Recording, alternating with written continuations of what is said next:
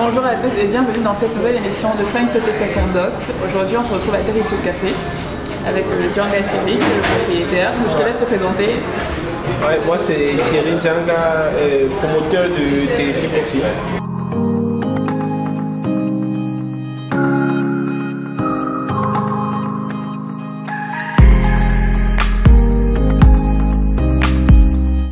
Si je me souviens bien, Terrific Café, c'est le premier que tu as ouvert. C'est le tout premier Terrific que nous avons ouvert. Aujourd'hui nous avons 4 espaces. Celui-ci c'est le premier espace. Et les autres sont où? Nous avons un espace à Bastos, à Yaoundé. Nous avons un espace à Yassa, Solution House. Et nous avons un point à l'aéroport, au hall de l'aéroport. Ok, ouais, ça c'est le dernier qui a ouvert. Voilà. Okay. Bon, tu nous fais une petite visite de ton espace. Okay.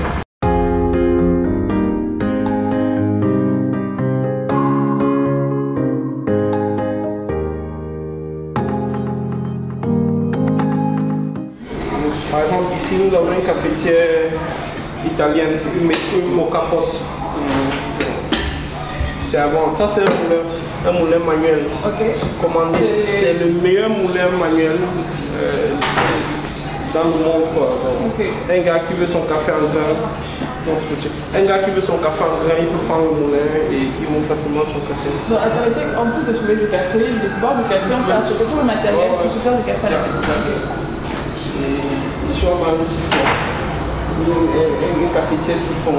C'est une cafetière qui a été développée par les Japonais. C'est une cafetière aussi V60. Et donc je vois que la 100% Arabica Babajo, 100% Arabica Bamenda. En fait ici, nous ce qu'on essaie de faire, chaque terroir, chaque altitude reçoit une différente note au niveau de la dégustation du café. Et les clients, un client peut goûter par exemple le combo et qu'il préfère régulièrement, il vient s'habituer au combo. On a ici le combo de Babajo. Donc si je comprends bien, l'altitude à laquelle le café a été planté, enfin du moins à laquelle ça pousse, influence sur le résultat en place. Ok, c'est-à-dire c'est plus corsé ou moins corsé? Plus c'est haut, plus on a un équilibre au niveau du goût. Plus c'est haut, mais plus c'est bas. En fait, quand c'est haut, on a une acidité forte et une amertume forte, mais l'avantage avec la hauteur, c'est que l'acidité et l'amertume là est éphémère, ça ne persiste pas dans la bouche, mais par contre quand c'est bas, ça persiste. Ici c'est le nez du café. Bon, ici, pendant la phase de copine, ça nous permet donc ça nous oriente au niveau de la dégustation pour pouvoir notifier un café avec les arômes qui comportent. Donc il y a différents arômes. Voilà. C'est les arômes de café, c'est ça? Ce sont les arômes des cafés en fait. C'est les 36 premiers arômes. Je ne sais pas si à l'entrée là vous avez vu un robot. Un tableau juste à l'entrée. Le tableau qui est à l'entrée, c'est les 36 premiers arômes qu'on peut trouver dans un café de spécialité. On a ces arômes là. Ok, c'est noté. Comme dans tout épisode de Fine Sauté Façon Doc, on va passer à l'atelier.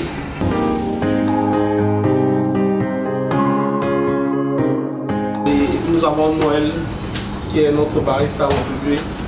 Et avec tu vas travailler, elle va te montrer 2 ou 3 trucs sur le café. Ok. Aujourd'hui on se retrouve avec Noël. Bonjour Noël. Bonjour. Donc Noël est barista au Terrific Café. Barista c'est celui qui fait les cafés. Voilà. Et qu'est-ce qu'on va apprendre à faire aujourd'hui? Un cappuccino et un espresso. Donc cappuccino et Nespresso, c'est pour ceux qui n'ont pas entendu. Donc premièrement, je peux vous montrer le matériel pour faire un espresso et un cappuccino s'il te plaît? Oui, à la base il faudrait une machine à espresso avec des graines d'espresso, plus précisément du 100% Arabica, parce que c'est le café adéquat pour pouvoir avoir un bon espresso. Un porte-filtre, je disais tantôt, qui permet d'extraire la mouture. Et ensuite, notre machine à espresso pour extraire la boisson. Et bien sûr, une tasse Une tasse. Et le cappuccino?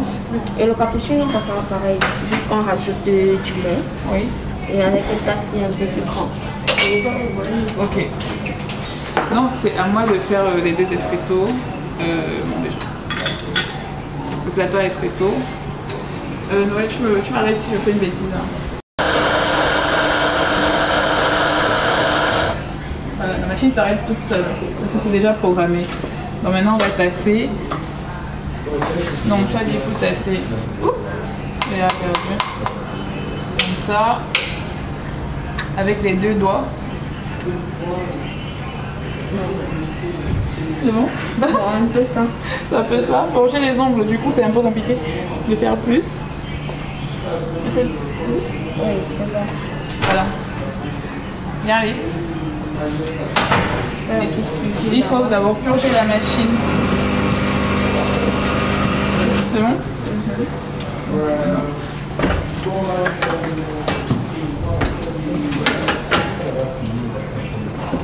Oh. Ah, c'est bon, j'ai compris.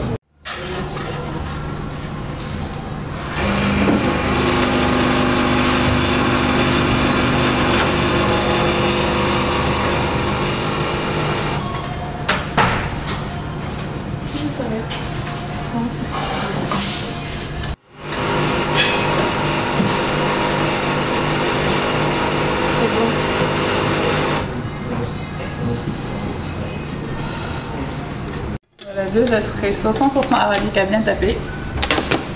Alors ma note? Sur 20, j'ai quelle note?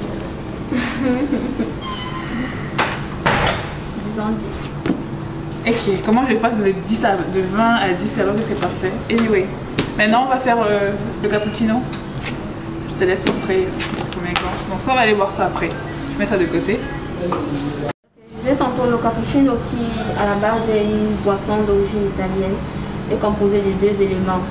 Donc un espresso à la base qui a été bien extrait et du lait nature, du lait de vache qui a été battu à la machine à base de la vapeur. Dans des tasses de 180 ml. Donc pour réaliser, c'est à la différence de l'espresso qui est dans une petite tasse, le cappuccino par contre est dans une tasse de 180 ml. Celle-ci? Oui, qui est un peu plus grand. Okay. Donc je vais commencer par extraire.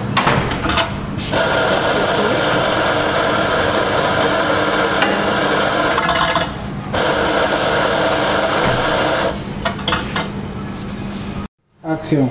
Donc c'est à mon tour de faire les cappuccinos. Donc on recommence avec le porte-filtre, c'est ça? Et on commence par extraire le café. On reprend la même méthode que l'espresso. Il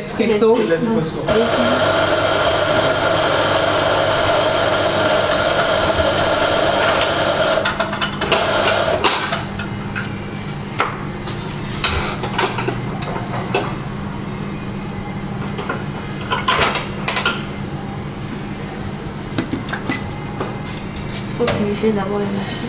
Faut purger la machine.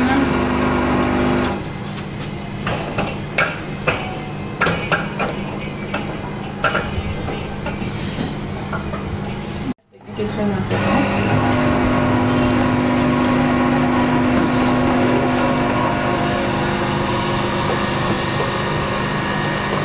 L'écoulement de l'espresso est parfait.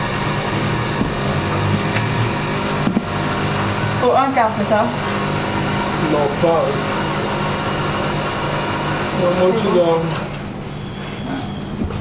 Un espresso, c'est entre 20 et 30 secondes. Ok. Donc, on a le lait qu'on doit chauffer à 75 degrés à peu près. Donc, la machine, on...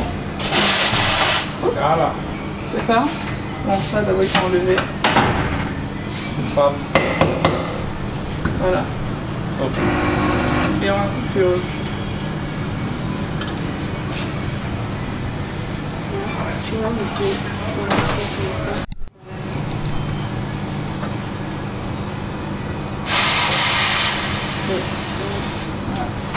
Donc, je sépare un peu pour mieux travailler. Pour pouvoir aller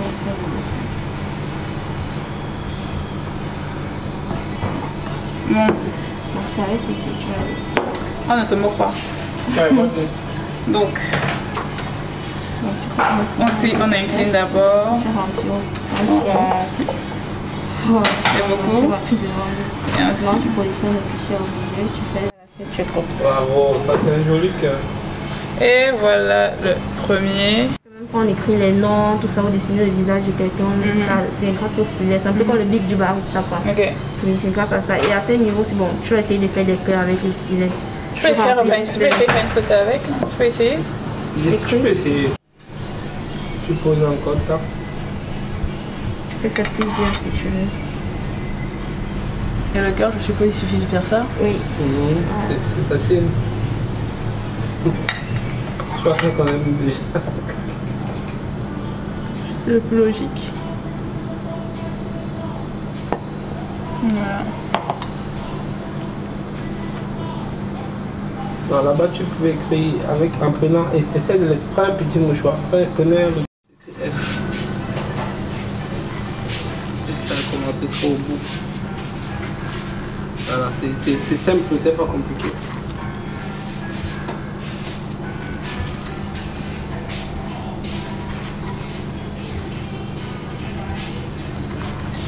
Faut bien le prendre. Que ça se puisse sortir.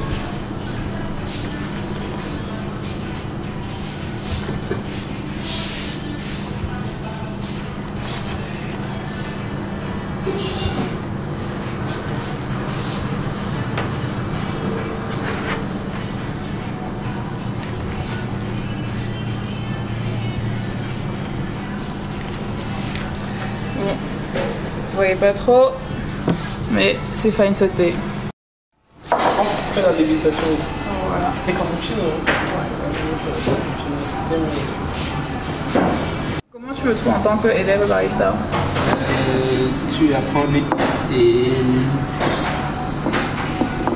vu les réalisations que tu as eu à faire, je pense que tu peux faire une parfaite barista. Bon, maintenant la question que j'aimerais te poser, c'est Thierry, d'où est venue cette passion pour le café? Déjà la passion pour le café, je suis né dans les plantations de café, je suis fils de producteur de café. Je suis moi-même producteur de café. J'ai pratiquement grandi dans le café, donc on dit qu'une passion dans le café, peut-être ça coule dans mes veines, quoi. Donc, je ne sais pas ce que je peux dire par rapport à ma passion pour le café. Tu ne devrais pas faire autre chose que travailler dans le café? Pas faire autre chose. Quand j'étais encore étudiant, je rêvais plus être pilote. Donc, mon rêve était d'être pilote. Parce que j'étais brave en mathématiques, que ce soit en physique. Mais aussi, j'aimais la terre, j'aimais beaucoup les plantations, j'aimais cultiver et autres. Okay. Donc, ma passion pour le café, c'est parce que je me suis rendu compte, aujourd'hui, c'est que je suis en train de mener peut-être, on peut dire un combat. Mon père, c'est le café qui nous a envoyé à l'école, c'est le café qui a pratiquement tout construit dans ma famille. Et aujourd'hui, on n'arrive plus à vivre du café, quoi. Donc, et je me suis posé 1001 questions. J'ai donc décidé de... En fait, on n'arrive plus à vivre du café parce que les producteurs ne réussissent plus à... Innover? Pas à innover, mais à avoir le fruit de leur récolte, en fait. Donc, ils ont leur récolte, mais avoir la valeur du fruit de leur récolte, ils n'arrivent plus, ils ne sont pas bien payés, puisque les prix ne font que baisser, que ce soit au niveau mondial, et c'est toujours les autres qui nous dictent les prix. Bon, moi, je me suis posé la question, pourquoi au Cameroun, on ne consomme pas déjà le café? Parce qu'au Cameroun, on ne consomme pas franchement le café. Et en fait, moi, ma dynamique, c'est de pouvoir amener les Camerounais à consommer le café et à changer la tendance. Parce que plus on consomme le café, ça serait un produit qui serait proche de nous. Et à même, on serait obligé, on serait à même de pouvoir dire, à influencer, que ce soit les producteurs, à pouvoir, je sais pas quoi, relever la caféiculture. Je sais pas comment je peux expliquer ça en langage technique. Mais ce que je pense, c'est que si nous consommons notre café que nous produisons, nous serons à même de pouvoir relever la caféiculture parce qu'on n'attendrait plus les prix chez les autres. C'est nous-mêmes qui allons dicter les prix de nos produits en ce moment-là. Okay. Si les autres veulent venir acheter le café du Cameroun, on va leur dire que non, c'est qu'on a produit ne suffit pas pour notre consommation. Donc toi, tu es pour une revalorisation de la caféiculture au Cameroun. Ouais. C'est dans cette optique-là que toi, tu le bosses. Ouais. Okay. C'est dans cette optique-là aussi éduquer les Camerounais dans la consommation du café. Parce qu'on a un gros souci du café au Cameroun. Et normalement, le café a beaucoup d'avantages, que ce soit sur le système intellect et même sur le système immunitaire, que ce soit la régénération des cellules, que ce soit sur l'organisme et autres, quoi. Donc, on a intérêt à consommer le café, mais pas en abuser. Mais on a intérêt à consommer le café pour notre productivité et pour le bienfait même de l'organisme. Mais au Cameroun, ce n'est pas... Les Camerounais pensent que le café c'est pour les colons, que c'est une culture coloniale et que c'est pour les étrangers, comme si les organismes étaient différents, quoi. Donc, par contre, moi, c'est ce challenge-là, c'est ça que je suis en train de J'ai deux questions techniques. La première, pourquoi on boit un espresso toujours avec un verre d'eau à côté? Un espresso. Un espresso, c'est avec un verre d'eau parce que normalement l'eau en premier temps te permet de nettoyer ton palais. Parce que l'espresso c'est une extraction de café. C'est plus le côté goût qu'on recherche dans l'espresso parce que c'est une extraction de café courte. Donc, comme on dit espresso, express. Donc ça a été rapide, l'extraction a été rapide. Et espresso, dans tu vois pression. La pression a fait en sorte que tous les arômes de café se retrouvent dans la tasse. Donc ça veut dire que c'est plus le côté goût, l'intensité du goût que le gars recherche. Donc peut-être il a eu à déguster peut-être quelque chose. L'eau lui permet de nettoyer d'abord son palais en entrée de jeu pour pouvoir mieux apprécier son espresso. Donc, là il nettoie mon palais. Bon, maintenant là je vais boire mon espresso. Normalement, ce qu'on fait déjà, c'est qu'on va, après que tu aies nettoyé ton palais, tu vas juste goûter ton l'espresso qui te permet d'apprêter. Parce que tu ne prends pas l'espresso tout d'un coup. Donc tu goûtes, c'est ça qui te permet, tu as l'éclatement de l'espresso dans ta bouche, c'est ça qui te permet d'apprêter ton palais. Donc tu connais à quelle boisson t'attends en fait. Et après, quand tu as fini de boire ton espresso, tu as ressorti tous les noms des autres. En fin de bouche maintenant, c'est comme le bitacola. Je ne sais pas si tu as eu à manger le bitacola. En fait, le bitacola, c'est un fruit. C'est une noix qui est amère. Ouais, qui est amère. Mais après, en fin de bouche, le bitacola ressort les notes sucrées en fait. Ça ressort les notes sucrées fruitées du fruit même. Donc c'est pareil que un bon espresso, en fin de bouche, quand tu reprends l'eau, il va te ressortir cet éclatement de côté fruité et floral. Dernière question. Quand on a fait le cappuccino, finalement le cappuccino c'est café et du lait. Où est la différence entre le cappuccino et le café au lait? Le cappuccino déjà, quand on dit cappuccino, c'est un mélange entre l'espresso et le lait. Le cappuccino c'est le mélange parfait. Il y a plusieurs mélanges avec l'espresso et le lait, mais le cappuccino, les Italiens, c'est le mélange parfait entre l'espresso et le lait. Et le café au lait, c'est vrai que le cappuccino c'est un café au lait aussi, mais après le café au lait c'est normalement plus tendance café noir et le lait. Ok. Bon, je pense qu'on aura fait le tour. Faïd Sauté fait son doc a terminé chez Terrific Café et on remercie Monsieur Ndionga. Donc on se dit à la semaine prochaine pour un épisode de Faïd Sauté fait son doc.